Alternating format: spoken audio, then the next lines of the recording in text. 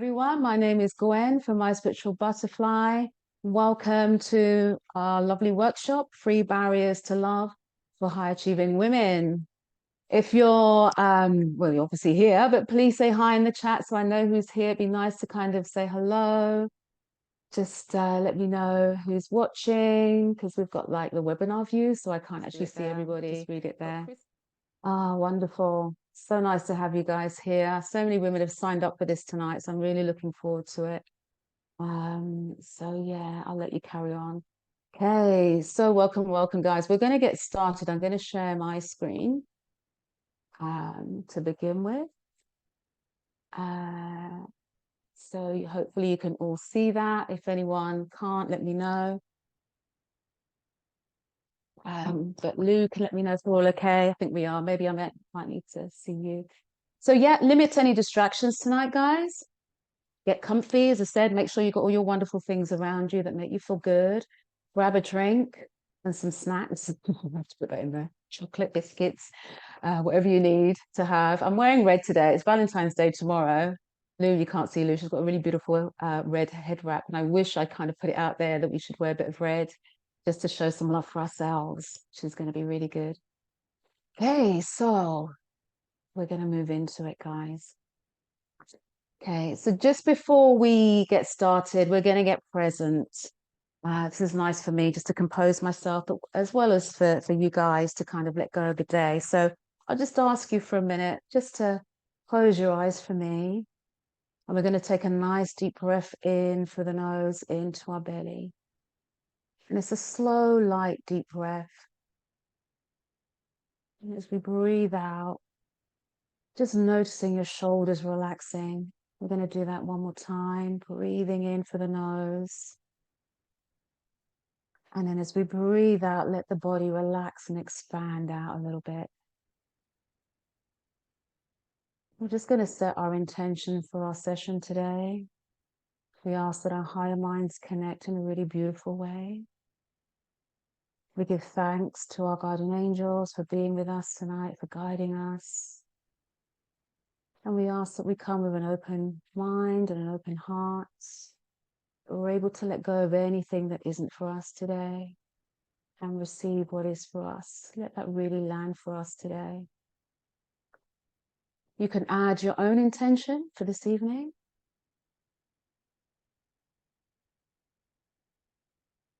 And when you feel ready, open your eyes and come back to me. Okay, guys, we're going to get started. Welcome. So this workshop this evening is for you if you're a spiritual, self-motivated, high-achieving woman. If your career or business success comes easily to you, but relationships is the area that's a little bit challenging, that you kind of struggle with, then you're in the right place.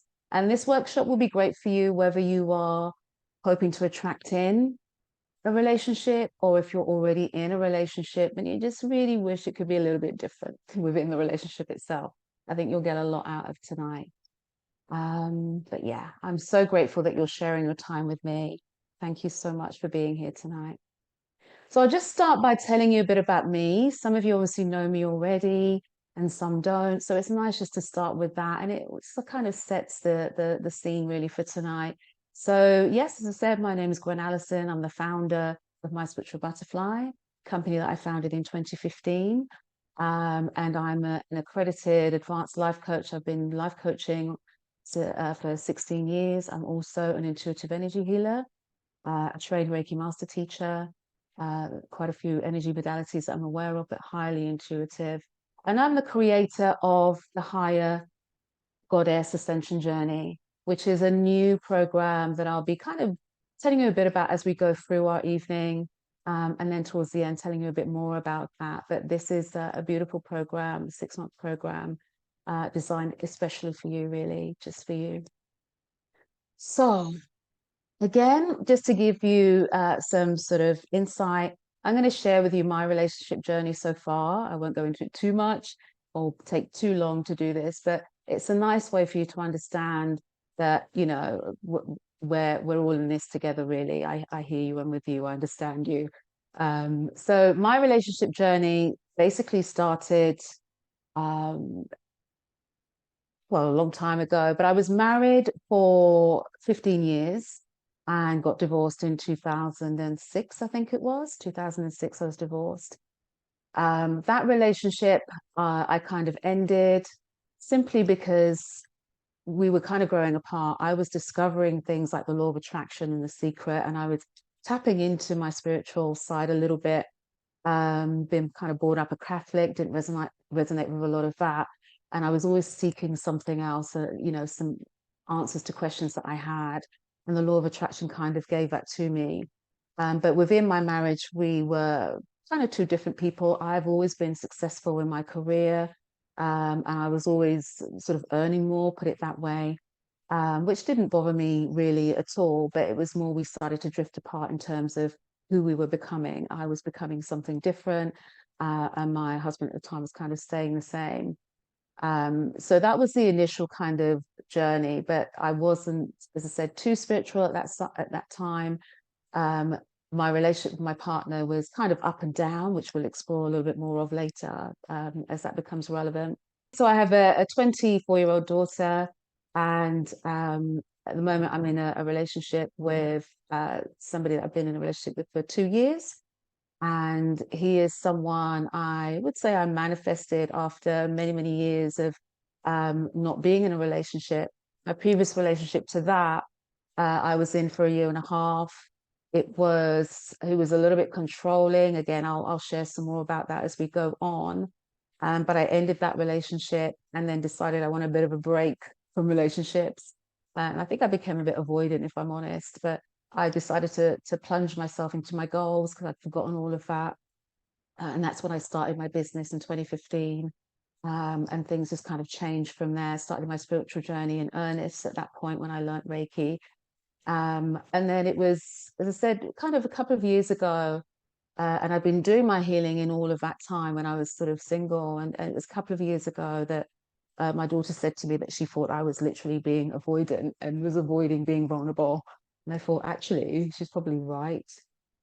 So I made a decision that, do you know what? I think I would like someone in my life. It's something that I pushed back, and I didn't really want to encourage because my life was so peaceful at that point. I'd done a lot of healing on myself. I'd created a nice home.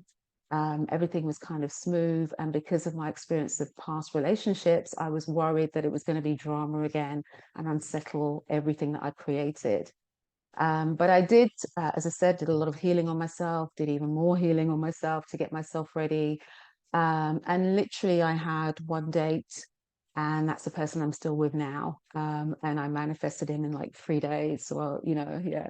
So this is kind of where I am in terms of my journey now. But certainly, what I found is attracting somebody is one thing, but the real work also starts when you're in that relationship. So we'll be seeing a bit more about that as we go through. Okay. I've already mentioned the high goddess ascension. You now know my journey. So we're going to start looking at the three barriers. And hopefully you've got your journals with you, ladies, and your pens, because you're going to be doing a little bit of work tonight. Not much, just a little bit. So what I want to know, we've got Lou in the background helping me, Louise helping me. And she's going to set up some votes for you. So she's going to set up a little panel thing with, I think there's 4 fears in there. And then there's another field. So we want you to vote for your strongest fear about relationships right now. So that should be popping up shortly. There we go. So you're welcome to just take a minute or so to vote. And then Lou's going to collect the sort of votes in there. And we'll look at them a little bit later when we come to look at fears. Yeah. So giving you a minute to do that.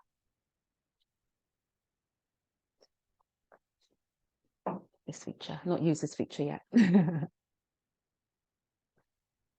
Okay. Interesting. Interesting. Okay. Great. Looks like they're all in, Lou, possibly. So yeah, we can maybe end the poll. I think we've got all of them in, and then we're going to share the results a little bit later.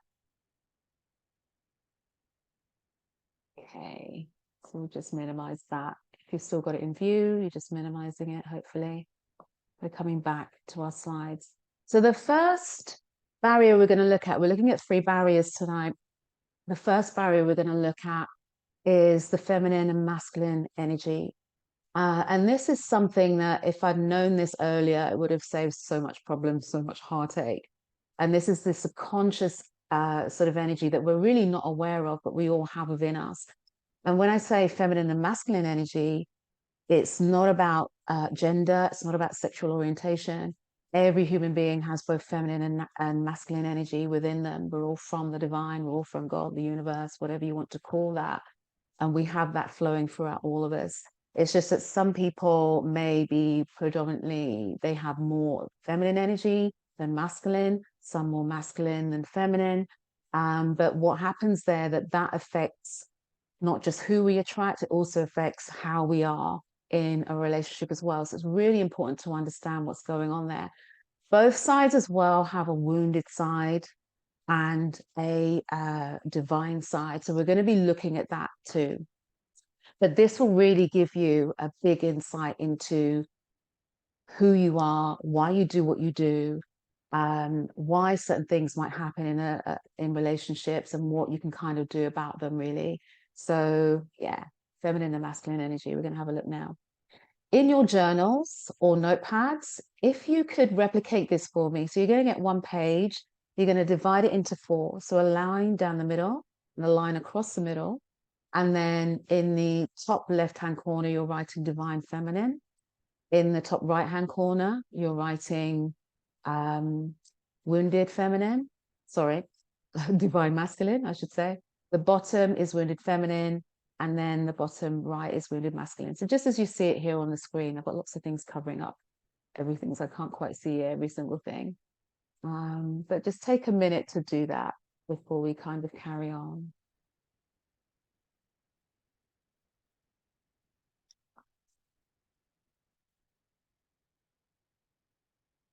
So I'm going to explore this a little bit tonight.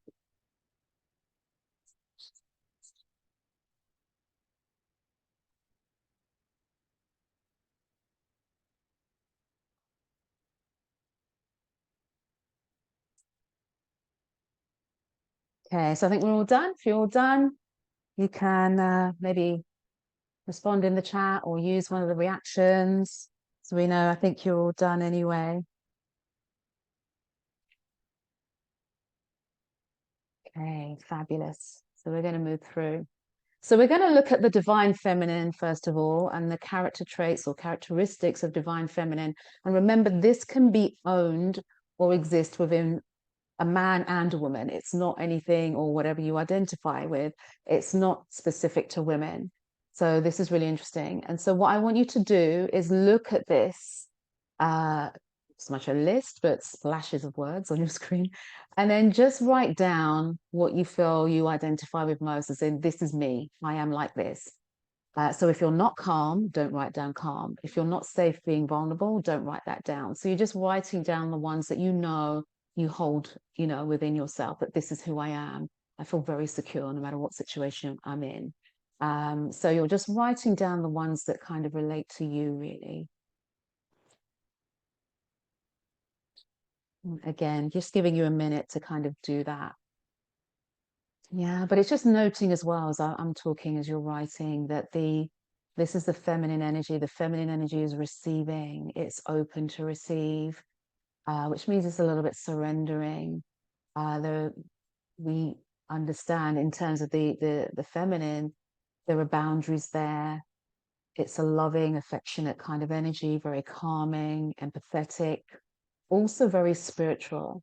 So it's almost like the feminine is the upper chakras, the heart, the third eye, crown. It's almost that, but also the creative, which belongs more to the sacral side. Yeah, feelings based, authentic, community, bringing people together. Really good at that. So you're just making a note of the things that you actually embody. Yeah, not that you want to embody, but the things you do actually embody. Okay, great. Everyone got that. Wonderful. Lovely. Flaminia saying, I have it all. Lovely, Flaminia. That's beautiful. Love that. Okay. So we're going to look now at the wounded. This is the wounded feminine. And you're going to do the same thing. So you're literally going to have a look at these and write down the ones that resonate with you. Insecure, think about relationships, codependent, manipulative, gossips, complaining and gossip, I put those together. Lacks boundaries, people pleasing, that's definitely one of the ones I have and still have a little bit, or did have it a little bit now. Complaining, over emotional, powerless, poor me mentality, needy, inauthentic. If you feel you really can't be yourself, be honest, be who you are. Write that down.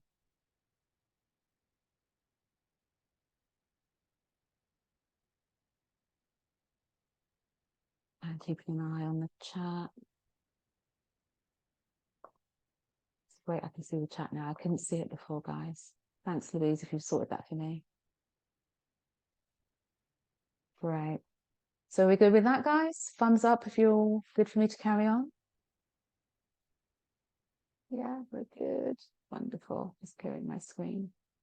So this now is the divine masculine. And as I said, we have both within us. So it isn't just that, oh, this belongs to a man. I don't have any of these. We do. Particularly if you are a woman who is a high achieving woman, you're working in the world of work, business, that kind of thing. Maybe you're a manager, a leader. These may be some of the things that you embody. I certainly did when I was working, for the bank and all the jobs that I've had in my life. Taking action, stable and secure, grounded, logical and decisive, really present, protective, provider, really focused, a strong leader, giving, courageous, purpose-driven. If you embody any of these, you want to be writing them down as well.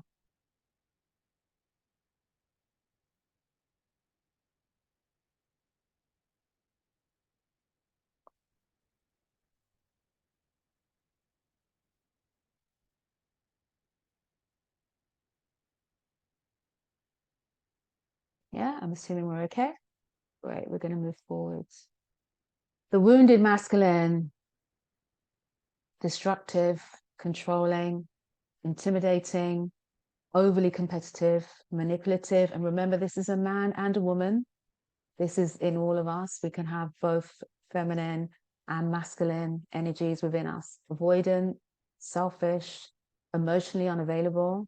There are some women who cannot be vulnerable, don't cry, don't want to, be seen to be weak. This is the one. Weak leader, untrustworthy, aggressive. Yeah. So again, we're writing down any that kind of resonate. Being honest. No one else is looking at this, so this is you being honest about you and who you are and how you show up in the world.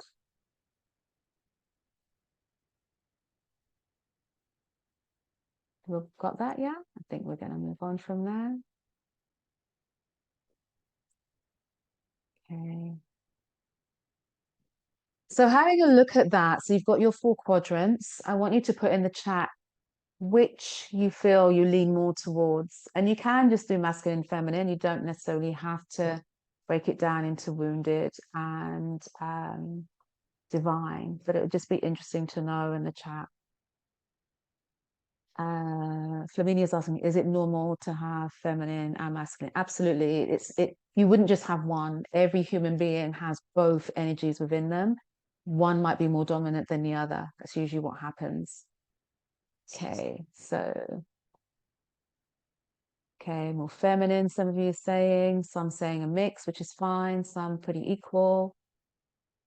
So Amy's saying that, both for me, and masculine, divine. Oh, sorry, both feminine and masculine and divine. Okay, equal in all of them. Wounded feminine. Thanks, Joe. Wonderful. Seems pretty equal. Middle. That's nice of you to say in the middle. Divine feminine. I have it all. I have it all. Okay, thanks, guys. Really interesting. We're going to have a look at this now. So understanding now how these energies affect our relationship. There's 2 ways, as I said earlier.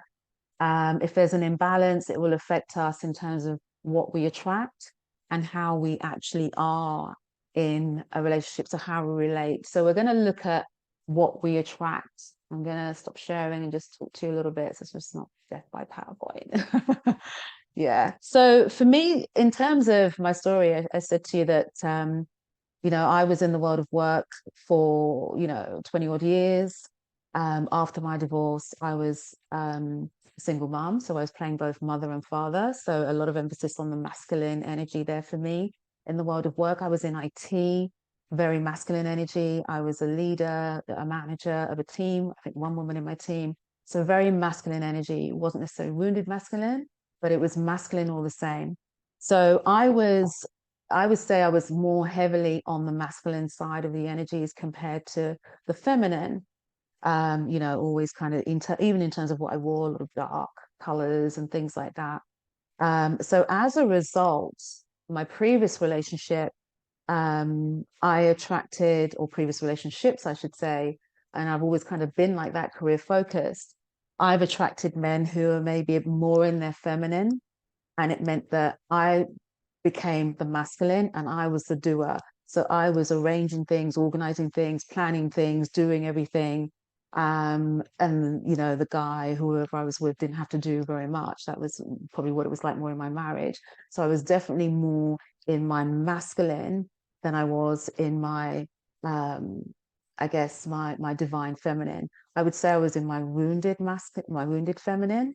So very sort of insecure, maybe emotional, people pleaser to some extent. So I had a lot of the wounded feminine traits kind of going on, but also a lot more of the masculine. I would say that, but I would say it was divine masculine, but it was still the masculine all the same. So when you are more in that side of things, when you're more in your masculine because of the world of work, or anything else you're having to do, or you're a single mom, you're playing both roles. So you're a provider as well as kind of, receiver. You're doing everything. As I said, that can attract to you someone who is more in their feminine, someone is more passive. And so someone is not really able to hold you the way you may want to be held as a woman in terms of that. You can also attract someone who's really effeminate, so not just highly in their feminine, but someone who's very effeminate, maybe sort of more attracted to you. And you may also attract, if you're really strongly in your masculine, a wounded masculine who subconsciously, I'm not saying doesn't like the feminine, but subconsciously resonates more with your masculine energy from a kind of pally perspective, if that makes sense. So you kind of come together in that respect. So that's kind of where I was in terms of, the marriage. I was more in it with a partner who was more in the feminine. I was kind of doing everything, organizing the bills, paying for things, and doing things, and any events out or booking restaurants, everything I would do.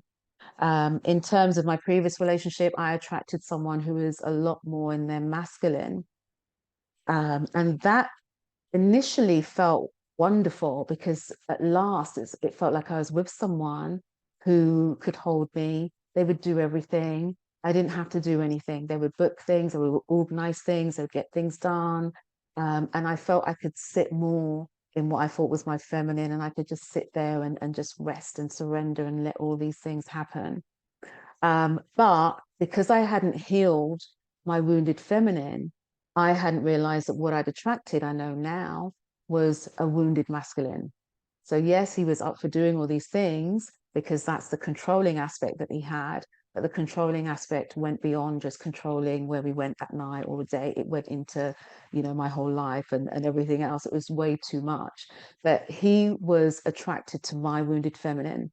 That's kind of what was going on. So the wounded feminine will be attracted to a wounded masculine. They all come together.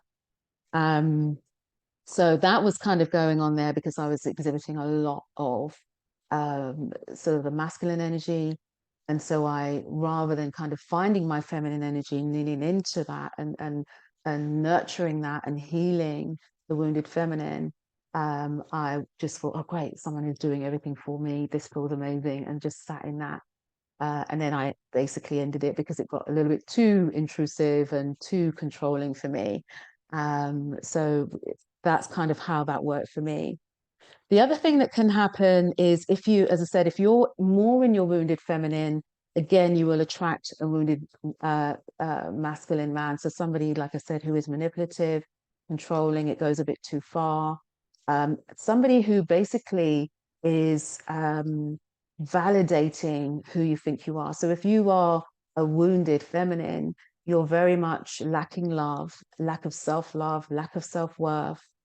And so you're attracting someone who validates that and feeds that and makes that grow even more. So you become even less confident in yourself, less belief in yourself. You become even more needy for the attention that they're giving you. Um, and at the same time, his wounds are there. He's looking for someone to kind of nurture them. And if you're more in your wounded feminine, you move more into fixing mode, if that makes sense. So you're seeking someone to fix, someone who is wounded, someone to fix before you've actually prioritized yourself and healed yourself, if that makes sense. It's almost like a deflection. I don't need to look at me because I'm too busy healing and working, not so much healing, but fixing this person. I would say fixing and healing would be two different things. So that's another type. So we've got the high masculine energy attracting, you know, the high feminine sort of person, or someone who is in the wounded masculine. And then you've got the wounded feminine also attracting the wounded masculine. Yeah, so that's kind of what, definitely, as I said, I've been in both of those. So if you are some of you are saying that you are in your divine feminine, so that should mean you attract a divine masculine person. Yeah. So if you let me know in the chat, what do you think that would look like? If you have a divine feminine with a divine masculine, what does that relationship look like, do you think? And just put some words in the chat for me.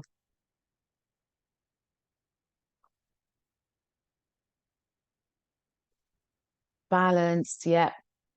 Yeah. So balance, or let's say balance, balance, balance. A clash? Shouldn't be. If you're both in your divine, it shouldn't be a clash. It should be a match.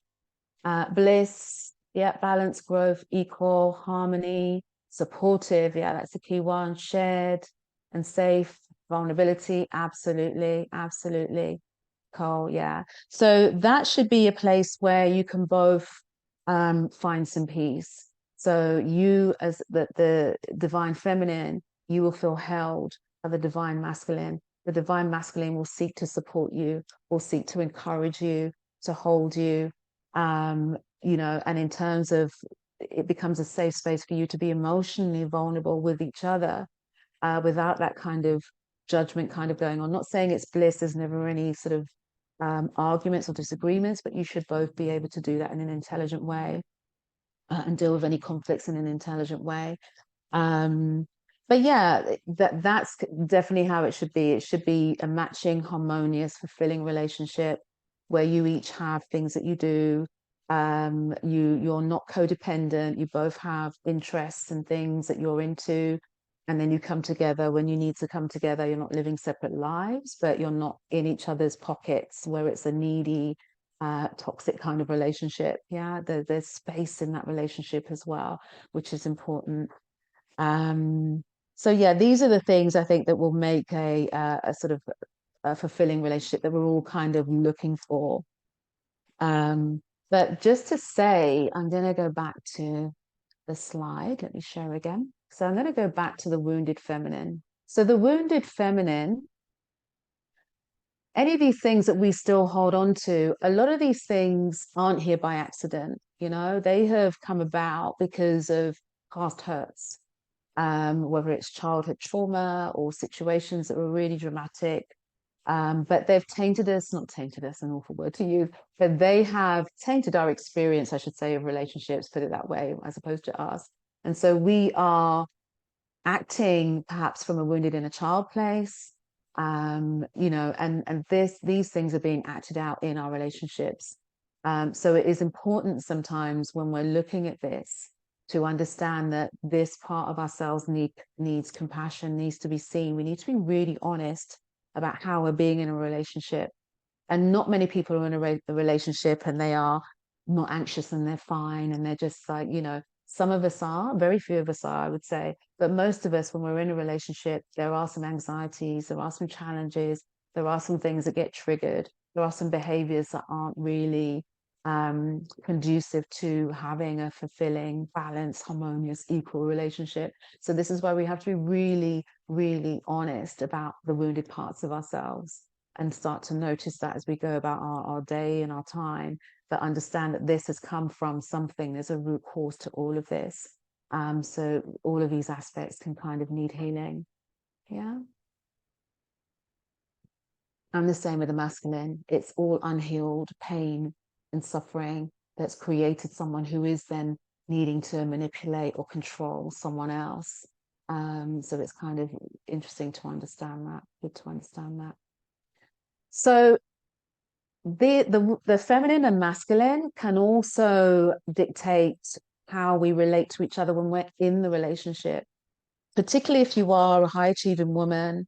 There's a lot, if you're in a relationship where perhaps you're earning more than a man, just to get really real here, than your partner, then there are a lot of pressures from society in general, judging that relationship, judging you as a breadwinner, which should, they feel traditionally that the man should be the breadwinner. There's all of this kind of going on. And so what can happen in that situation is that the high earning woman with the man that's not equal in terms of just finances can have some resentment to that. He can feel emasculated, particularly if you're very much in your masculine and you're needing to be in control at work. We'll be looking at this later. And then you come home and you're still in your masculine energy at home. If you haven't got a highly evolved man, you will maybe find there's some dissonance there where the man will start to self-sabotage, or not self-sabotage, but sabotage you in certain ways to undermine you, to bring you down. So he won't be supportive. He'll be very critical, very competitive, and belittle you, maybe be disrespectful. So creating this kind of toxic relationship there, which will start to eat away at your self-esteem in order to bring you down a peg or two, if that makes sense. So it is really important in that situation that you're with someone who is encouraging, is supportive, regardless of how much they're earning. People have more to bring to the table than just money, right? You want someone who can support you, as I said, encourage you, be with you, you can share ideas with. They have value in other ways beyond just money. So that's the kind of thing that you're looking for, someone who isn't in any kind of shame or guilt around that. And they're very secure in themselves. So they're very much in their divine masculine. Yeah, that's the kind of person that you want to have in or be in a relationship with. So how we relate is also affected by our feminine, masculine energy, what's kind of showing up for us. Does that make sense, guys, so far in the chat? Yeah. Anyone feeling like, okay, so initially when we were looking at the different sort of aspects of feminine and masculine, now we've had a bit more information on that. Anyone feeling they might want to change that? Anyone feeling that, yes, I'm a match and I'm like this, in terms of relationships? Do you feel you're still in a relationship and in your feminine when you're in a relationship, or in your masculine? So Raman's saying first time she's coming across the divine and wounded, masculine and feminine. It's so enlightening. It is very enlightening. Thank you. But yeah, if anyone wants to share anything about that in the chat, it just gives you a different perspective, doesn't it, on how you've been maybe acting from your wounded feminine in all your relationships, and we'll look a little bit about where that comes from in a minute, the next stage. Okay, so haven't been in a relationship since I'm balanced. Well, since you've been balanced. Okay, so since you've had your shift, you haven't been in one. Okay, but even in terms of how you used to be, maybe you can understand now a little bit why you were like you were, why they were like they were. Yeah. So Amy's saying it makes sense as to why previous relationships have been. Oh, let me maximize it so I can read it. I've lost Amy's now. Oh, here we go. Yeah, so it makes sense. Amy's saying why previous relationships have been so hard. She hasn't been in a relationship either since she's become sort of balanced, which is lovely to know. Okay. The other thing to understand, though, guys, is that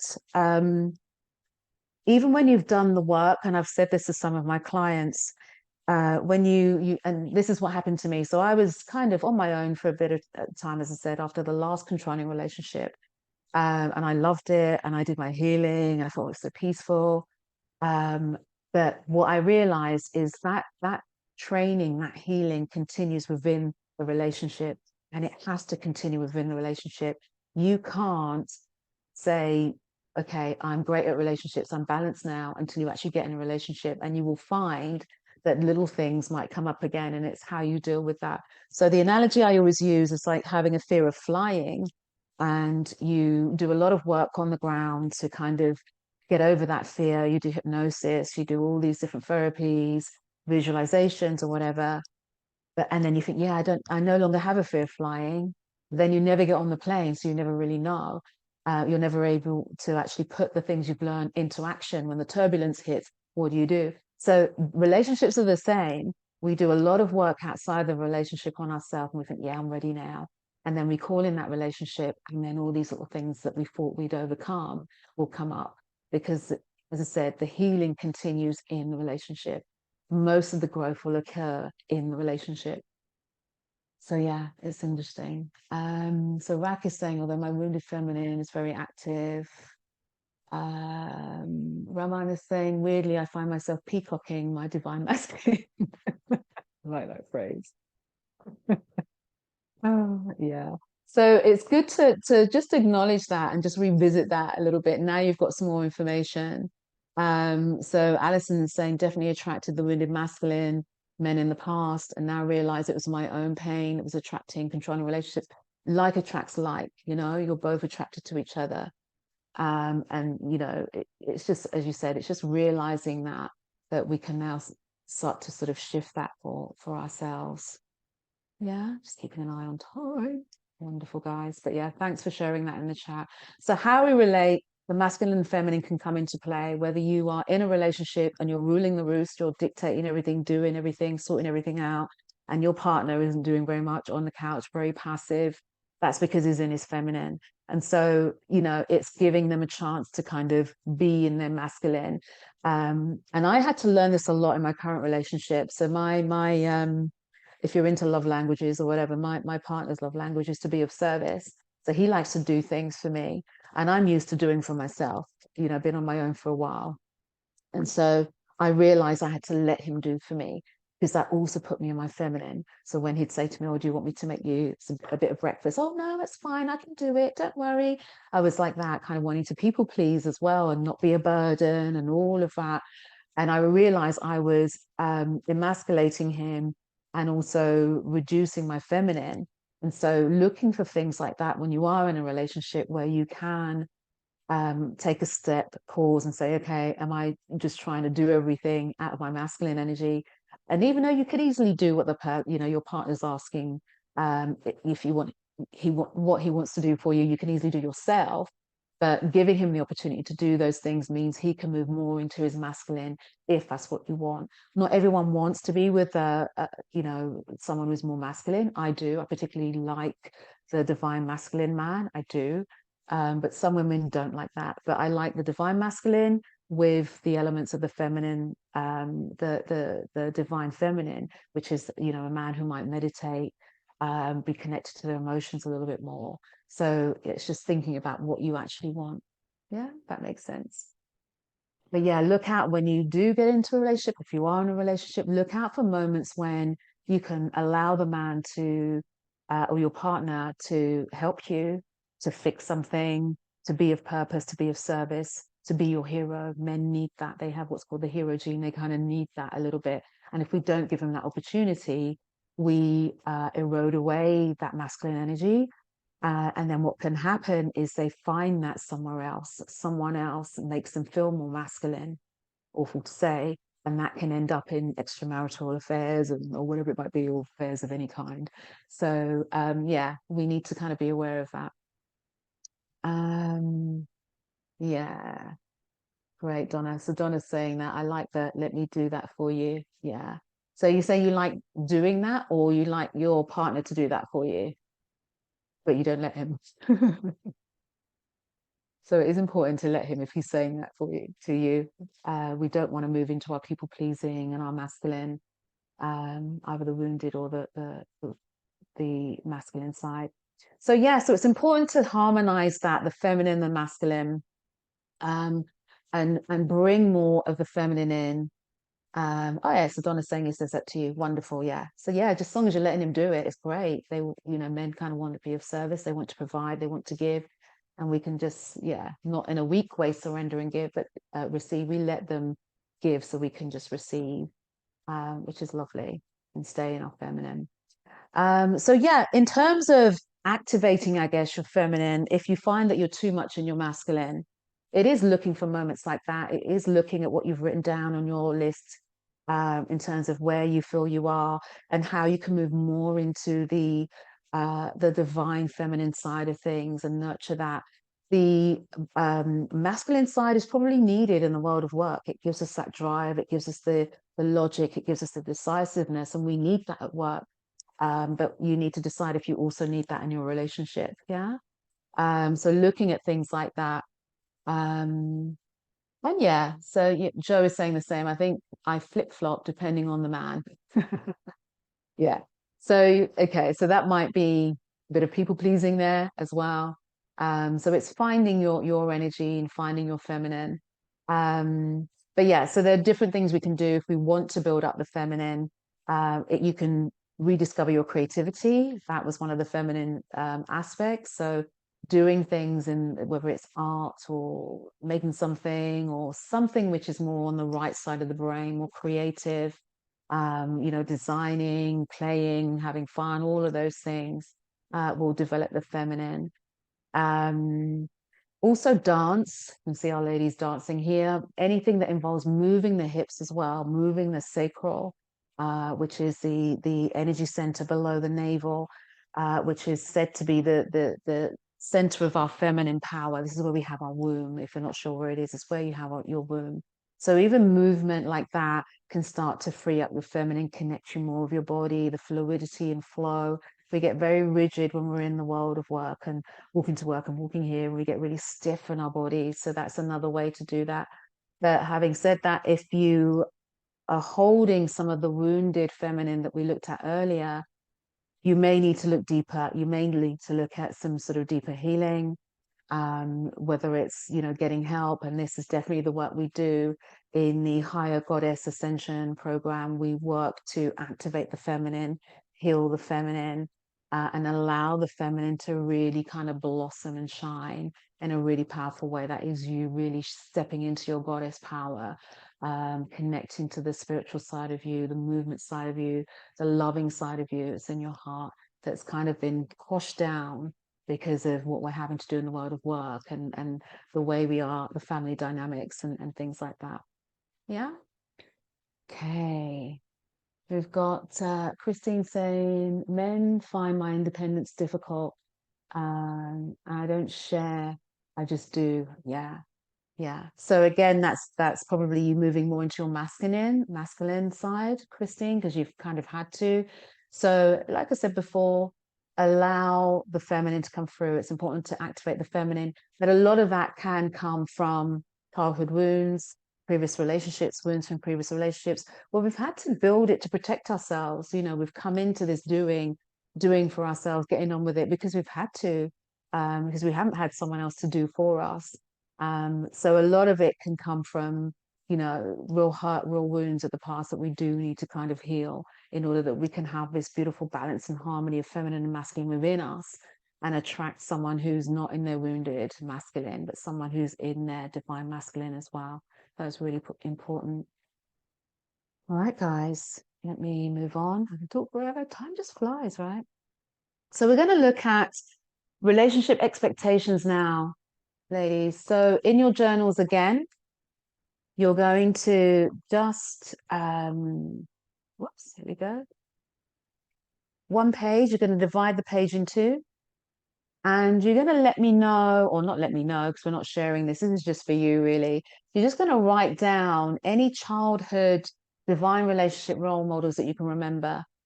And on the other side, any what we would class now as wounded relationship role models that you can remember from childhood, from your teenage years. It might be divine. It might be your mum and dad got on really well, or your grandparents were always affectionate and loving.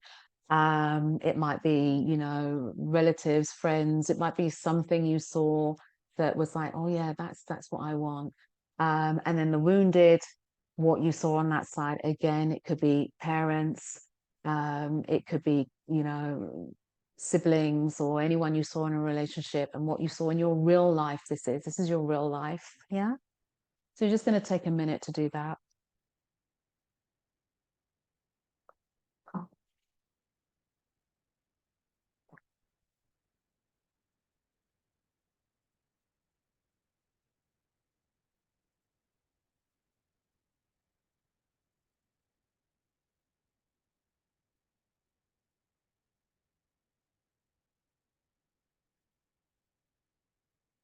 Okay.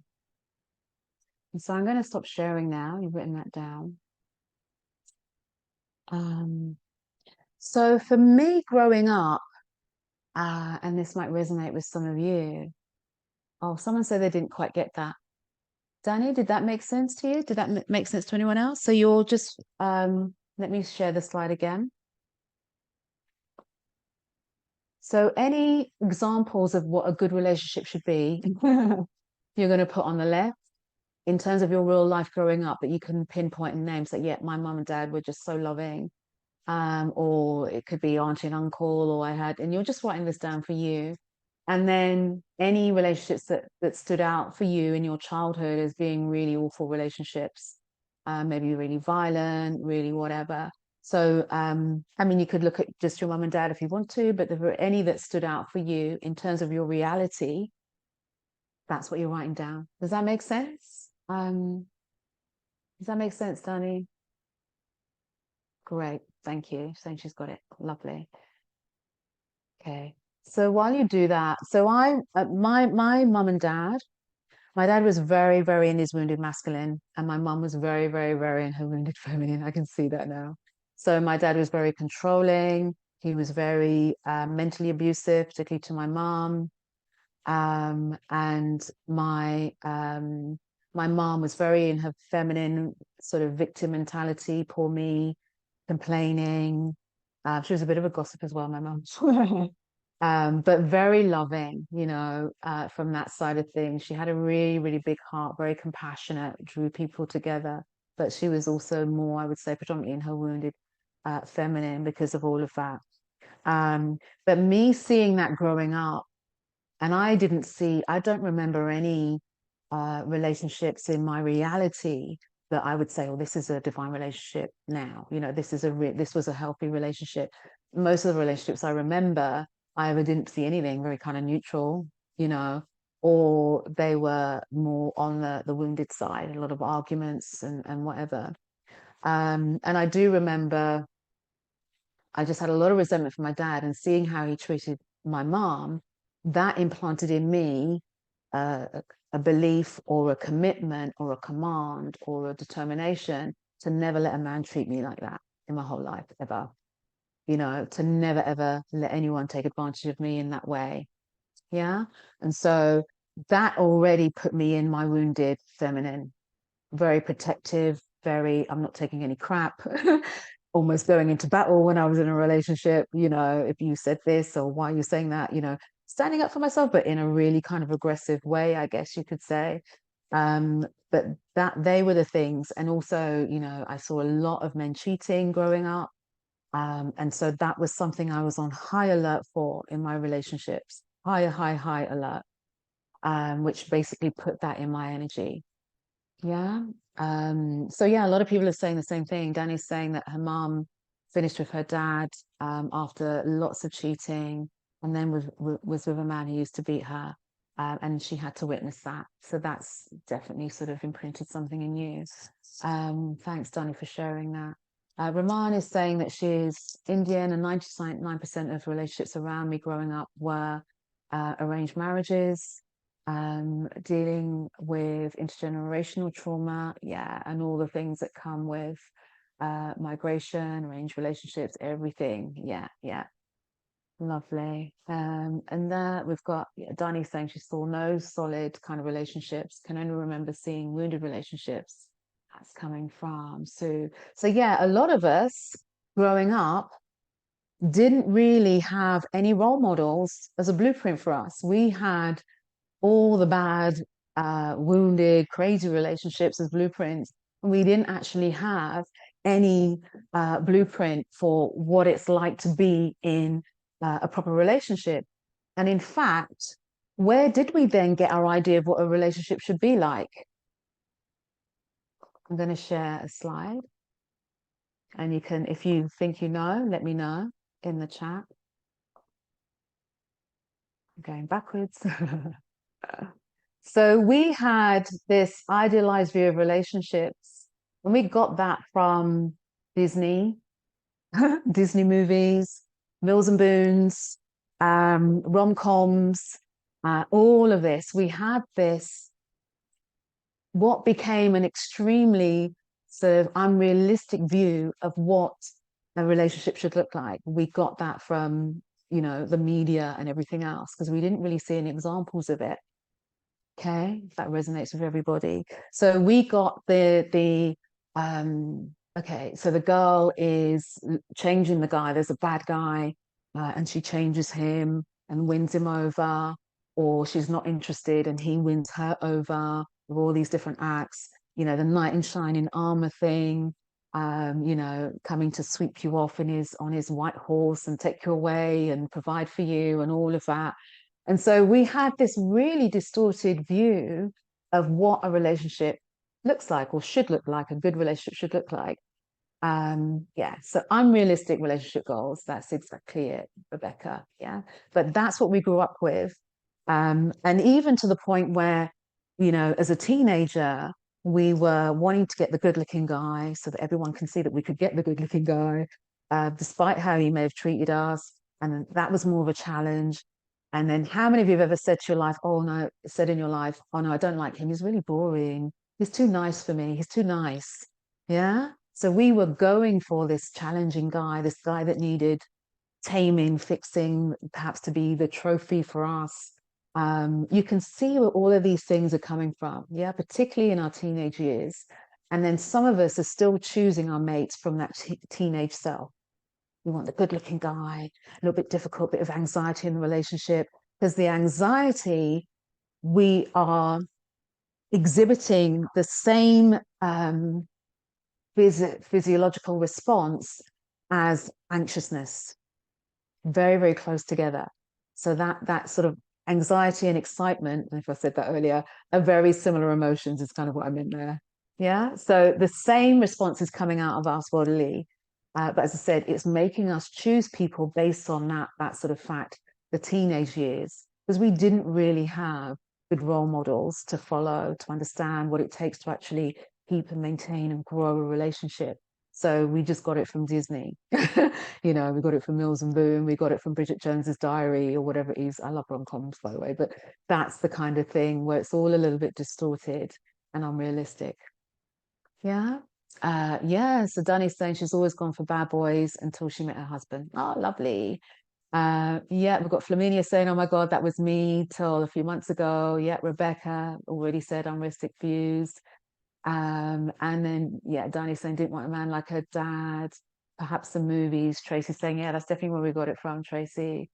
Um, and Nancy's saying definitely on high alert after seeing family friend relationships. Exactly. So we built up our armor and all the wounded aspects of us were built up for a reason, thinking that, okay, this will protect us from ever getting hurt. But what now is happening, it's protecting us from connecting to the people that we now desire to connect to.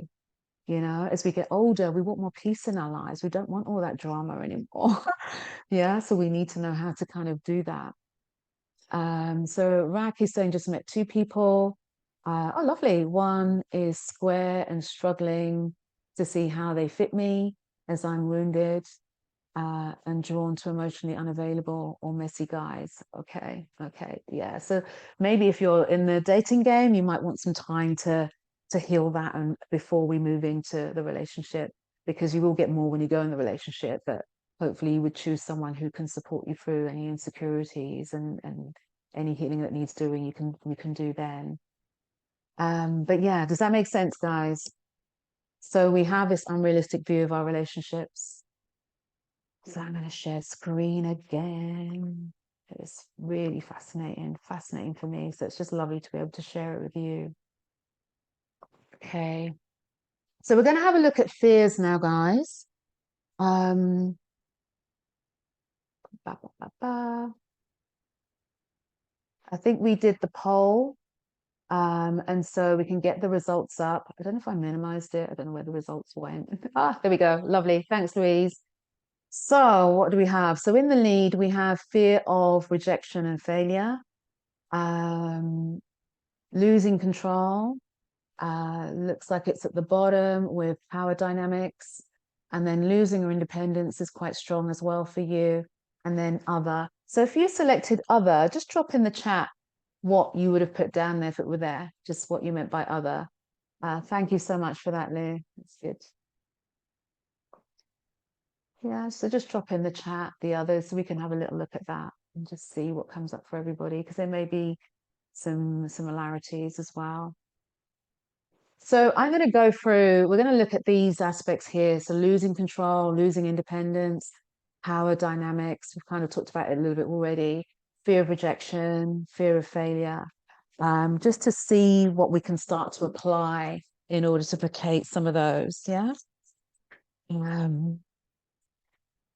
So the first fear we'll have a look at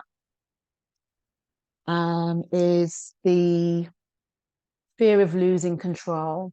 And if you are a successful woman in the world of work or in your business, then that's a part of your world you can control in a way, doing things when you want to do them. There's structure, there's all of that. There's not too many things unknown. There's tasks that are repeated regularly as well. And particularly if you are a bit of a perfectionist as well, that suits you down to the ground. Where you may struggle is in a relationship where things are out of your control. And so you seek to have that control in order to have some sort of balance. And particularly, as I said, if you're a perfectionist, relationships may scare you because you can't really dictate what the other person is doing or thinking. You might be on the other end waiting for a message or a text and it's freaking you out. You have no control, no control whatsoever within that relationship. So it's really important really to move more into your divine feminine in that, because in the control we've just said that is more of a wounded masculine aspect that's been developed. We now know, possibly through issues with childhood, parents, it could be any of that that's like bringing that up in you. But we need to sort of learn to build trust and acceptance and let go with all of that. And a lot of it is linked to that judgment as well. So we're fearing losing control. This has got to work. This has got to be, it's almost linked to fear of failure in a way. This has got to work because people can see me, they'll be judging me. You may not be authentic in the relationship because, again, that's you losing control. I don't want him to see me like this or be like that. And you're not yourself, because underneath it all is maybe a belief that you're not lovable and you don't believe that they will love you if they knew who you really were. And you let your guard down. So needing to control, just as you do at work and other areas of your life, in the relationship is going to be counterproductive. It's going to bring you out in your masculine, bring him out in his more feminine, or clashing as masculines together. So it is important to kind of look at that and kind of do what we said before, letting go of control, letting them take the lead sometimes, but also maybe looking for some healing if that's what's needed. To kind of get to the root cause of that, so it doesn't actually come up and trigger you. Yeah. Losing independence. This is similar to losing yourself. And I worried about this a lot. And this is what happened in my previous relationship. As I said, I was doing everything. I was managing. I was you know, bringing up my daughter. I was running the home. I was even doing my degree. I was doing so many things. And so I sunk into my previous relationship with this masculine man who was a wounded masculine, and his control. But initially it felt like something I could sink into. And I was very much in love and everything at the time. But I noticed I did lose myself in that relationship. I do wear my heart on my sleeve, and I forgot all my goals. I forgot all the things I'd aspired to do. And I wasn't even driven or motivated to do them. I was just in this relationship, and that was it.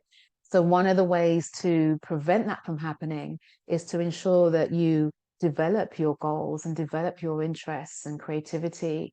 It makes you a more well-rounded person anyway, and more attractive anyway. But it then means when you move into the relationship, you're not just relying on them to entertain you, put it that way. You're not like having moments of boredom where we just think about them. You've got other things to occupy your mind.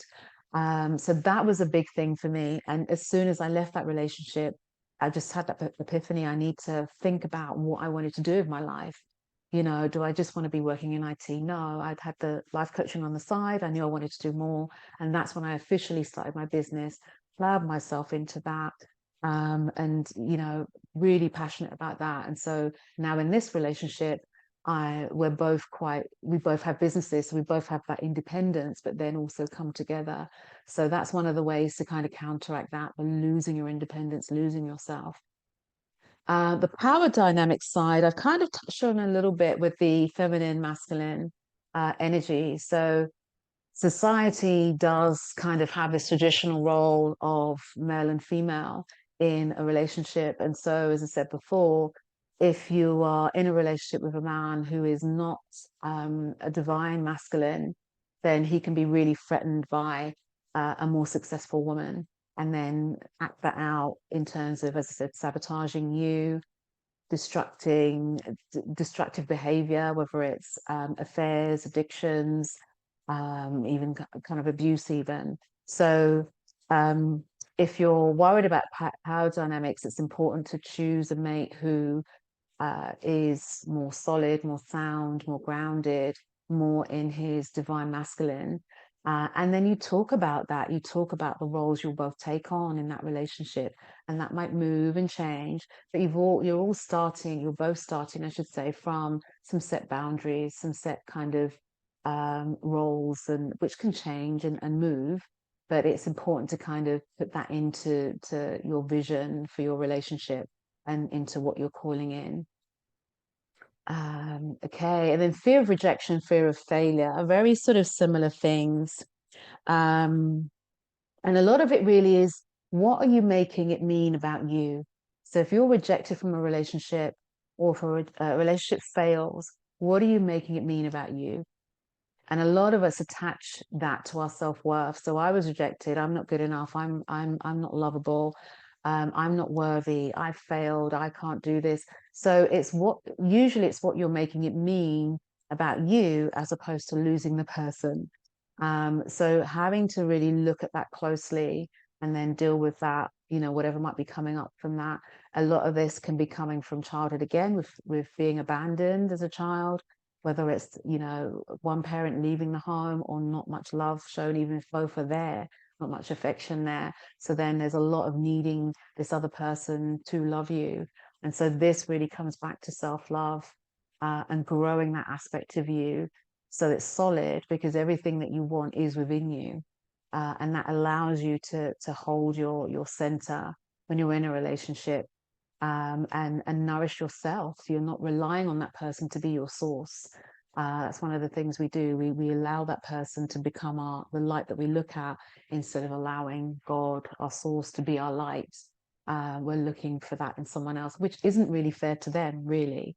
We're expecting way too much from them to be our light, to be our source, to be our everything. Yeah, that makes sense, guys. So we're just let me have a quick look in the chat and see some of you who put others down. So from Rahman, fear of disrespect, insults, belittling. So again, that comes from you choosing from your now adult self and not choosing from your teenage self. Yeah, so if you choose the right guy and we do all the groundwork in the dating phase, then we shouldn't end up with that person. And if we are, it's usually from a fear of, okay, this might be the last person I'll ever meet, and all of that. We're putting some kind of fear into it, lack-based fear usually. But yeah, if you know, sort of choose right in the first place, then that shouldn't happen. And the first signs of that, you will obviously extricate yourself. You'll move away from that because that isn't what you want. And the universe sometimes will test us with that. If you set an intention to find a mate and you want this, this, and this, the universe will test you with the person you may have been attracted to a couple of years ago, you know, to see if you have really changed and shifted. So, but a lot of it is down to our choices. But that makes sense for Mom. And Alison is saying no connection. Okay, so you want connection in a relationship. So if you're in a relationship, there should be connection. If you're dating and there's no connection, just be mindful, am I choosing for my teenage self? Is it sexual connection, or is there something deeper I can have with this person? But you can have it all. I believe you can have it all. And you know, with my relationship, I feel that I've got that. I'm attracted to him, but I'm also, there's an emotional connection too. So you don't have to compromise, if that makes sense, if that's important to you and you're choosing from your adult self. So Amy's saying fear of not meeting anyone rather than a fear of relationships itself. And I know Amy. Amy was, you know, one of my clients. And we meet people all the time. And a lot of the time, we are not aware that we're seeing people. Before I did the work on myself and the healing on myself, my friends would say to me, "Oh, did you see that guy looking at you?" I'd be like, "No, I didn't see them."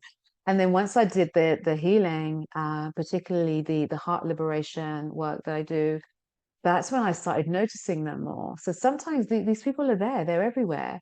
But we're just blinkered. We're not focused on that. We're focused on the lack of that. We're not seeing this person. And so our subconscious returns that to us. We're not seeing that. You know, so when you reframe all of that and understand there are lots of men there, lots of suitors, and it is you just choosing, rejecting, choosing, rejecting, because it's leading you to the one. It may be the one, it might be another one after that, who knows? But the fear of that is more of a belief. You know, and if particularly, I know you're in your sort of 30s as well. The likelihood, we have to rationalize this. That's a really catastrophic statement. You know that, you know, at your age you will never meet anyone. You know, I'm 55 and I met my partner 2 years ago, so we will always meet people. We'll get out there, we'll meet them, and usually in the most unexpected ways. So yeah, it's placating that fear, soothing that fear, being more rational, and not letting it take hold. And then we've got Alison, fear of being alone. Meant I stayed in a bad relationship for too long. Yeah, yeah. Again, you've come out of that. If you said too long, you've come out of it. So I'm glad that you're now on your own. And sometimes we need that time on our own to fortify ourselves, to get clear on what we want. For years, when I was sort of on my own, at the beginning of every year, I would always write my list of what I wanted from my year. At the top was always relationship, and then everything else would come after that. And after time, I realized one year I hadn't even got it on there. I'd written all these things that I wanted in life in general, and I'd forgotten to put my relationship on there. And I was like, so that shows me that my priorities are completely shifted. So once you get, you know, your interests, your hobbies, your passions, that kind of goes. And, you know, we're never really alone. We have our friends. We don't need to be kind of lonely. So yeah, again, it's a fear that we need to soothe and placate and understand the right person will come at the right time. It's very easy to go out and whether it's dating or friendships, but I think a lot of us as well put a lot into dating, like this must be the one. So we need, again, that's the fairy tale thing. We need to let go of that. And we need to do what men do. They choose, they date multiple people, and then they're kind of choosing which one. we do it the feminine way. We'll let everybody know we're dating everybody. Doesn't mean you're going to be jumping from bed to bed or sleeping with anyone or anything like that. But you're choosing, you're selecting. So go out there and choose.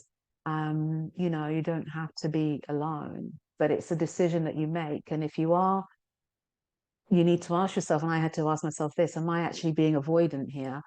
You know, because we are the reason why anything is kind of happening to us. If you're alone, ask yourself, why am I choosing to be alone? I would say that's the way to kind of look at that. Yeah. Losing yourself in a relationship, we've talked about that. That came from Christine and Tian. Hi, Tian. Fear of another disaster. Fear of getting hurt, cheated on, controlled, slipping back into my old wounding feminine. So that's the fear I had. And that's pretty much why I spent so long, I think, alone. So that's where you need to do the healing. You know, heal those points so you feel more confident in yourself and you look forward to going out there again, but understanding that you're choosing from a different place. You're a different identity now. You're not that wounded person that was choosing. You now know more, and you now know that you will say no sooner. You know, and you will be the one doing the choosing, the rejecting, as opposed to staying in that relationship for fear of kind of, you know, as we said in the previous thing, being alone. So don't let it stop you, but ensure that you're ready for the new relationship. So take time to do your healing, to heal the wounded feminine, so that you just feel comfortable in your own skin. You will start to see people around you, not just potential partners, friendships shift as well, family. You'll start to see people around you who are in their higher selves a lot more. That's a signal that you're on the right path. You're radiating out a different energy, not the fearful energy, because the fearful energy is a pushing energy. People can feel that subconsciously. Yeah, hope that makes sense. Okay. Okay, there's a few here, but I think we might have to move through the workshop. Some of them are repeated though. Losing yourself, we've covered that. Fear of another disaster. Da, da, da. Thinking there's something wrong with you. Yeah, there's nothing wrong with you. Just didn't fit the norm, Donna. Yeah, exactly. I thought I was put in boundaries. I was putting up a barrier. Yeah, yeah. That's an interesting thing, Christine. Yeah. So you can put up what's called a boundary. Um, but yeah, it can be a barrier. So if it's, we'll talk about that in a minute, actually. You can be creating a wall around you, a heart wall around you, which is meant to protect you, but it's then also stopping people from coming to you. So once you are confident in yourself and you feel good about your choices and you feel good about you and you have your self-love, the wall, you may still want some boundaries around your independence and your time and your space and respect and things like that. But you may, you know, you may be able to kind of drop and dissolve that wall a little bit that's around the heart. And again, there's healing that we can do around that. Lovely. Okay. I think that's it. Pushing the man away, but hurt when, yeah, that happens a lot where people reject others before they reject them. You really have to stay present in that and not let that anxiety kind of get to you. But this is why I say the relationship continues your journey, your healing, because you have to, you're conscious now. You have to be aware that you're doing it and pause and say, right, this is happening. What's actually happening out there? Nothing's happened. I'm imagining something. So already I'm going into my fight or flight, going into my old self. And what I would normally do is push, reject, test the waters, all of that. And so you have to really work on that and get some healing around that, but also soothe yourself and calm that inner child down, really, when that happens. Yeah. Christine saying, how to discover my boundaries and values and be clear about them. Definitely. Yeah. Which is the work that we do. Fabulous, guys. Okay. But yeah, thank you for that. That's good. So there's a lot there. There's a lot there. So in terms of the free barriers, then time flies. I'm really sorry. So we've got the feminine and masculine energy. We know that we can sort of look at that. I'll move to the next slide. So nurturing your feminine and masculine energy or your divine feminine, I should say, is really important. We had all the different aspects of that.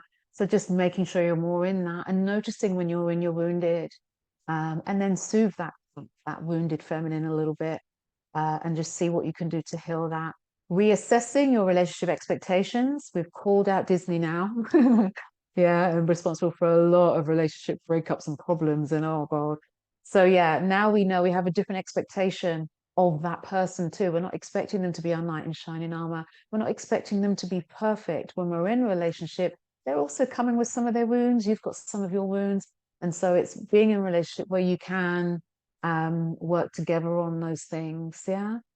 Rather than say, right, if I see this, I'm out. And it's just a tiny, small thing. We need to put things in perspective and understand where we're choosing from, where we're reacting from. And then challenging and healing your fears. So challenging them, soothing them, calling them out a little bit, is this true type thing? And then kind of, if it's something that you can't deal with on your own, and some of it you can't deal with on your own, then you need to look at sort of healing those fears. And that's where, as I said, the program that I have, the journey I have, the Higher Goddess Ascension journey will look at that, call that out. Okay, so today, did you join me today because you want to make a change? Particularly in terms of relationships, let me know in the chat. Yes. Yes, yes, yes. Thanks, Raman. Lovely. Lots of yeses coming in the chat. Fabulous. Okay. So just looking at here, my slides are going crazy. So yeah. So as I said, you can try and do this work on your own, or we can do it together. Yeah, that's what I did. I tried to do a lot of stuff on my own. Okay. And so this is why I invite you to join me in the High Goddess Ascension. This is a beautiful journey for high achieving spiritual women ready to rise beyond all limitations. And this is a journey, as I said, that's been developed since last year. I wanted to share everything I'd learned about relationships, psychological things, the energy side of things, the feminine, masculine. There's so much that we need to understand in order to have a fulfilling relationship. So we can not just attract to us a higher vibrational, sort of divinely masculine man, if that's what you're looking for, but we can learn how to sit and be in that relationship. Yeah, that's the important thing. Attracting is one thing, being in the relationship is another thing. So what's inside this beautiful, beautiful journey? So this is a 6-month group coaching and healing journey. You'll be guided through 6 profound transitions. So we'll meet every week for 90 minutes a week in live group sessions. So that's 24 sort of sessions for us together. And I've also put together 3 golden bonuses that really supplement and enhance your evolution and your time in this journey. So we'll be looking at that as well. As well as all those things, you'll get the Higher Goddess Ascension workbook. You'll get the love and support of an intimate sisterhood. It's all women together in this journey. We'll have support via WhatsApp in between sessions. I used to do Facebook, but not many people are on there. WhatsApp is really good if you need my support or the support of the group. You can put a question in there. You can share something that's helped you in there. And then you'll also have access to the Higher Goddess portal. So all of our sessions together will be recorded. You'll also have the workbook in there to download, and lots of other little resources that will supplement your journey. Okay. So we're just going to quickly have a look at the transitions. So we'll start by, and this is over 6 months. So this is a really beautiful time. I know I previously did 3 months journeys, and even at the end of 3 months, people don't want to leave. We form such really wonderful friendships. The transformations that happen don't just happen at the end of the journey as well. They happen all the way through during. So it's always nice to sort of hear about that. But the first thing we'll do is we'll get really, really clear about your desires. And we will, almost like a GPS, point your soul towards what you want and align you with your future self. Yeah, the energies of your future self. Really important to connect to there. We will do the healing we've just spoken about. So we'll heal your wounded feminine.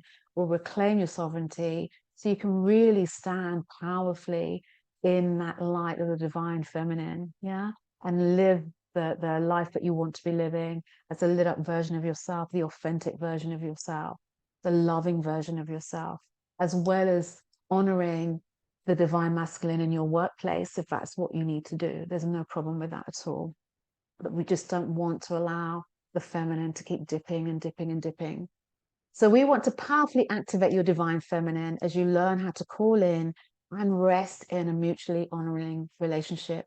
And this is where I will work with you, and I will also reveal to you and show you exactly what worked for me in terms of attracting in my partner after years of, being on my own, being really comfortable being on my own, deciding I wanted to call in someone, and doing some beautiful spiritual work around that, as well as some healing around that. And I called him in 3 days. It was my first and only date. And as I said, almost 2 years later, we're still together. And hopefully it carries on for a long, long time. But if it didn't, I think I'd know what to do again. And so I'm really excited to share that with you. So we can, we're in this container for 6 months, so we will see each other's successes in all of that. We will see. You'll also learn how to use your spiritual connection and divine, your spiritual connection to the divine, to quantum manifest an exceptional life. So I've always been into things like the law of attraction. Some of you know me know that, but it's literally in the last year or so, I've been manifesting in a different way.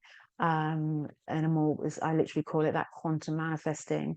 When you tap into this, you will let go of a load of other things that you've been leaning on to help you manifest. This is really, really powerful. It works sometimes instantaneously. So you have to be careful what you wish for, I guess, in terms of that. But this is how we were meant to be on this earth. We're here to be, we're blessed beings, where everything it should be abundant and easy and should flow. But we put all of these fears and anxieties and self-doubt in our way, and we're masking everything. It's like putting up an umbrella and saying the sun isn't shining. We just need to put that umbrella down, and then we find that things just flow to us for our highest good. So I'm excited to be able to share that with you as well. We will dissolve generational money karma and call in your birthright to universal abundance. So whether you already feel that, you're doing really well, there's more, there's more to be had. And abundance isn't just money. Abundance might be time. Abundance might be, people around you, friendships. It might be peace. So whatever abundance looks like to you, we can sort of work on that and call that in. But particularly with money, usually if there is any kind of blocks around that, usually there's something karmic we can look at and release. Yeah. We're going to shed any false illusions that you might have about your body, so you can connect to it really powerfully well and be the phenomenal goddess who feels sexy and sensual and sacred in her own skin. This is important. This confidence radiates out beyond you, and it attracts. You don't want to be hiding. You don't want to be hiding under the covers. You don't want to be constantly on a diet. You don't want to be, all of this self-loathing that goes on with our poor body that's so amazing. We want to connect to that amazingness, and understand that every single part of us is spirituality. Every single part of us is God, is that goddess. Yeah. So with this comes 3 golden bonuses. We're just going to go through them now. The first one is you will get 3 heart liberation sessions with me. These are individual sessions, just you and I. And this is one of the key things that shifted relationships for me when I was ready to kind of get out there. And this is where I said I started noticing things that I didn't notice before, and people and attention, and calling them in. It was like, oh my God, I suddenly got lots of people to date. But I chose one, and that was it. But this is basically, as I said, when we're in that kind of wounded feminine, those emotions are trapped around our heart, kind of as Christine was saying, as barriers around our hearts, stopping us from really connecting to other people. So it served a purpose to keep us safe, but now it's stopping us from connecting and stopping from someone getting to us. And it can be at any point in our lives that these emotions have become trapped around our heart. It could have been trapped not just in our lifetime, but in the womb. It could be that we've inherited it from our mom, from grandparents, from your father. So in these sessions, we will actually pinpoint the exact emotions that are trapped around your heart, and we will release them. And you'll find yourself feeling so much lighter. You'll see things happening slightly differently to you with that release. But that energy is around your heart, and we need to kind of remove that in order for you to be ready to call in your divine masculine, if that's what you're looking for. So we need to liberate the heart. But this is very, very powerful. And you'll have memories come through this. We'll talk about how, exactly when it got stuck, the age, and what it may have been about. And you'll suddenly have a memory come back. And oh my God, this explains everything. So this is really powerful to offer this to you. So we'll do 3 of these sessions. You'll also get free embodied healing sessions. This is going to be held by my beautiful friend Jay. Absolutely love her, adore her. So she is going to be guiding you through connecting to your feminine. As I said, we don't treat our body very well. We don't connect to our feminine and the energy and through movement. And so she is going to be guiding you through positions. This is happening online as well, but through really beautiful, soft positions or postures on the floor that will initially feel very resistant in the body. And so that again is trapped energy, trapped emotion that we need to release. And I like that we're doing 3 because you'll see your progress. You'll see that suddenly you're entering that posture really, really easily. You're connecting with your feminine really, really powerfully, your divine feminine in that way. So this is a really important part of our healing of the wounded feminine and embodying that as well. So we can really embrace the sacral, really embrace the divine feminine. So this will be happening as part of the journey. And then you will get towards the end of the journey, a couple of months before we finish, I want you to have some guidance. So you'll be getting a goddess ascension soul reading from someone again who I know, who I trust, who I absolutely love. She's a really powerful reader, super intuitive, psychic. She's a medium, all of those things. And so she will be connecting to your soul and giving you guidance as to your next steps. She's inviting you to ask 5 questions.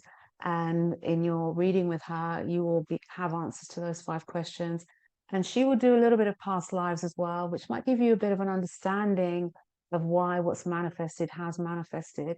But you're then ready to move on beyond the container of our journey, the Higher Goddess Ascension Program, and focus on your next steps with this guidance. So it's a really lovely, almost parting gift for you that you'll be booking. But I think you'll get a lot of value from it. And she's such a gentle soul. She's so compassionate. If you've never had a reading before, you're perfectly safe with her. She's just amazing. So they're the free golden bonuses. So I just wanted to share some client love from some of my previous clients. As I said, the journey I'm inviting you to is a new journey, but I've been working in the coaching field for many years, 16 years now. And so I've had a lot of women come through and that I've worked with, and I've just wanted to give you a few of their testimonials. So this is from Kiati. And Kiati was in a controlling, I'd pretty much say it was a narcissistic relationship when she came to me. It's not my place to say to someone, get out of it. But through what we do, her eyes started to open. She could see what was kind of going on. And so towards the end of a highly controlling relationship, Gwen helped me build confidence, unlock block potential, and release that feeling of being stuck. Most importantly, I've learned to believe in myself again. And this permeated not just her relationship, but also how she was being at work. She was dyslexic, and so she had a lot of self-doubt, a lot of unworthiness of I'm not smart, all of these things that was holding her back at work. And when she released that, her work opened up. They bent over backwards for her. They sent her to Singapore. They did all sorts of things. So yeah, she's really, really thriving since sort of releasing her divine feminine. And this is from Clara. I came to Gwen with low self-esteem and empty feeling inside, not feeling lovable or attractive. Through taking this beautiful journey, I've learned to thrive, conquer my fear, build my inner confidence, and believe in me. I now know that I am lovable and I love me. And that's what I want everybody to say. She's just amazing, just amazing. She was dealing with a lot in terms of grief. Her mum had passed. There was a feeling of abandonment. So there was a lot for her to kind of move through. She didn't even want to be alone and go for a coffee on her own. Even that terrified her. She thought that people would judge her. And then that was one of the tasks I set her, me being me. And she did it. She sent me pictures. She was like, oh my God, I'm going to do this all the time. It sounds so small for some of us, but for some people, that's how restrictive and limiting their beliefs and make them not even to be able to sit in a coffee shop on your own and have a coffee. You know, through this journey, you will learn to love yourself and nurture the best relationship you can with yourself. And being with yourself will feel like a pleasure, for sure. And then for Manuela from Italy, she's now a life coach. When she met me, she was going for a divorce. She was working at a big, massive fashion retail company as an admin assistant. They weren't valuing her. She wasn't getting promoted. So yeah, she says my coaching sessions with Gwen meant a lot to me. I was going through a very hard time in my relationship. I was scared and weak, even though I've always been a strong person. Gwen helped me find that light of confidence, strength, positivity, and trust again. I'm now excited to go on and see what's next for me. And I know it's all good. And she is now a full-time coach, doing really, really well, really flourishing, and she's in a new relationship. So that's some sort of client love.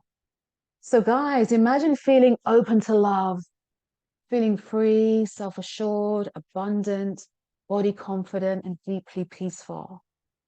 Oh, feels good to even say those words, feels good. So, if you want to no longer repeat the same relationship cycles, if you want to completely trust yourself, we talked about choices. If you want to trust your choices, trust your intuition. Yeah, if you want to easily release your relationship fears and self doubts, and finally heal your past hurt so you can be ready to attract a divine partner.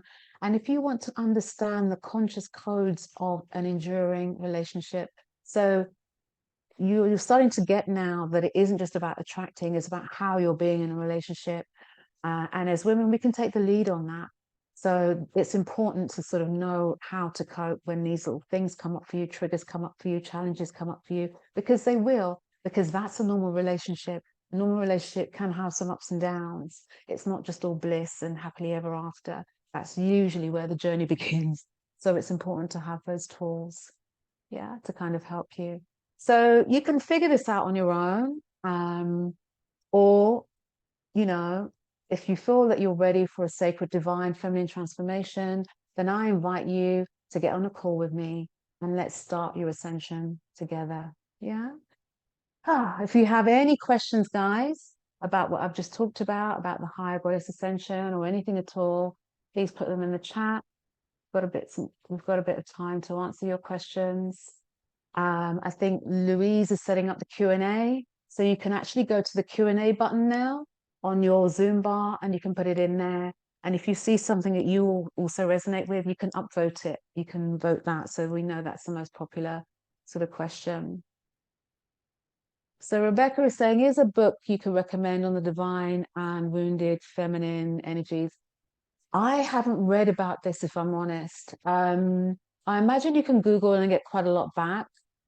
A lot of what comes to me is more kind of, it's almost like a download and epiphany, and then I can see things and read things out there if I have a Google.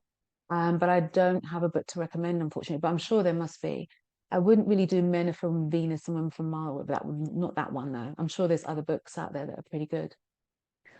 And Joe's saying, are any barriers to excuse me, are any barriers to ascension for someone who is neurodivergent or has mental health issues?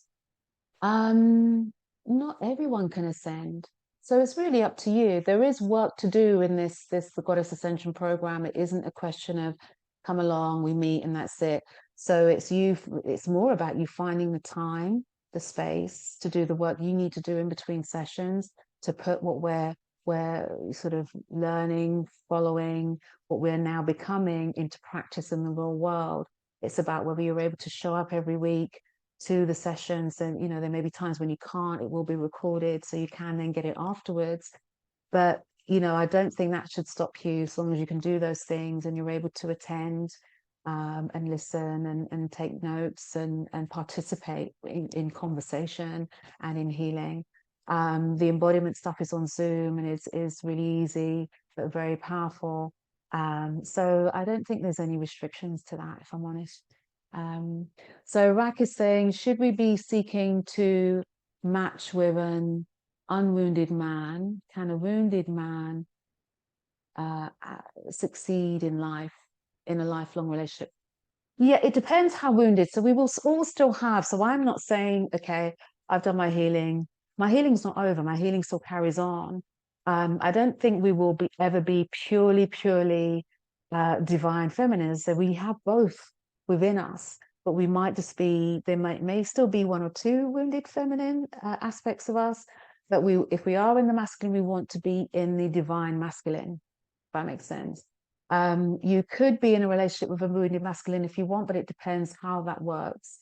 It depends how wounded. If they're controlling, narcissistic, that's too much. If they're physically, emotionally, mentally abusive, too much. But if they're just wounded, not just, if they're wounded, but they're working on themselves, I think that's the key thing. You want to be with someone who's also working on themselves, just as you are in some way. They may not be spiritual, but they may be doing things to counter that traits that they don't like about themselves. Yeah.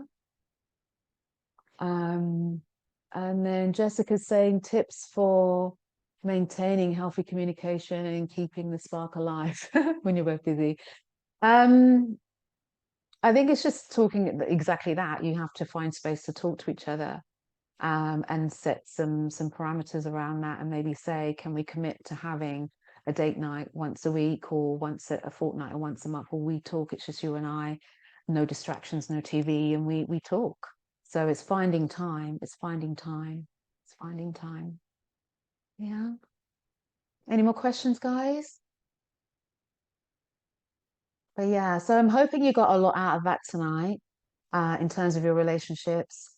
If you're looking, as I said, to really ascend, to really nurture your divine feminine, and build that so you can attract different people, a high vibrational partner to you, and you're ready to do the work that it takes to sort of be in that relationship, to nurture that relationship.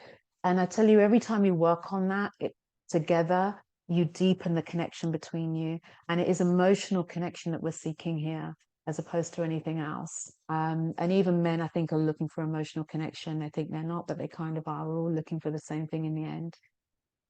But yeah, I've opened up my calendar, so I'm hoping you book a call with me. If you want to find out more, ask any questions. On the call, I'm going to be really interested in your journey, your relationship journey in particular, and just finding out where you are. You'll have an opportunity to ask me more questions. I'll obviously tell you more about the High Goddess Ascension journey, and everything you need to know around that, so we can see if this is really the right next step for you. But yeah, I look forward to hearing from you soon. And then, yeah, I'm sorry I kept you over a little bit more than we planned. But yeah, wishing you good night, guys. You can just maybe say bye in the chat, but I hope you found it useful. Yeah, so everyone's saying thank you. Thanks, Ramana. Thanks, Rebecca. Glad it was insightful. Thanks, Louise. Lovely. We've got Michelle. Thanks, Flaminia. Thank you, Maya. Glad you enjoyed it. Thanks, Nicole. Thanks, Alison. Thanks, Sharon. Thanks, Kim. Thanks, Donna. Thanks, Alison. Thanks, Sid. Thanks, Rachel. Thanks, Marcia. I've got Marcia as well, Marcia Thompson. Thanks, everyone. Yeah, really lovely to see you. If you have any questions, you can drop me a line, gwen@myspiritualbutterfly.com. But do go ahead, book your call. I'm excited to speak to you, find out more about you and your journey. And hopefully I can help you. If I can't, I'll be completely honest. But I'm sure I can. I'm sure I can. I'm sure I've seen everything and all things, most things anyway. But yeah, thank you so much, guys, and good luck on your journey to love, and enjoy Valentine's Day tomorrow. Be loving to yourself, hold yourself, give yourself your favorite things because you deserve it. Yeah, you absolutely deserve it. Thank you, guys. Take care. Bye.